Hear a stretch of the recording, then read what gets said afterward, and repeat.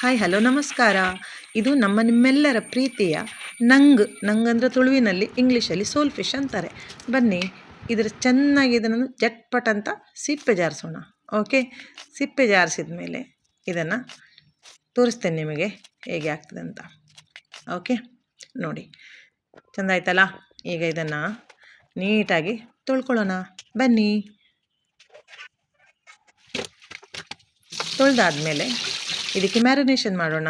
ನೋಡಿ, ವಿನೆಗರ್, ಉಪ್ಪು, ಅರಿಶಿಣ, ಖಾರ ಮೆಣಸಿನ ಹುಡಿ, ಆಮೇಲೆ ಇದಕ್ಕೆ ಶುಂಠಿ ಬೆಳ್ಳುಳ್ಳಿ ಪೇಸ್ಟು, ಕಾರ್ನ್ಫ್ಲೋರ್, ಆಮೇಲೆ ಅಕ್ಕಿ ಹುಡಿ ಇಷ್ಟನ್ನು ಹಾಕಿ ಚೆನ್ನಾಗಿ ಮಿಕ್ಸ್ ಮಾಡಿ ಈ ಮೀನನ್ನು ಹಾಕಿ ಮಿಕ್ಸ್ ಮಾಡೋಣ.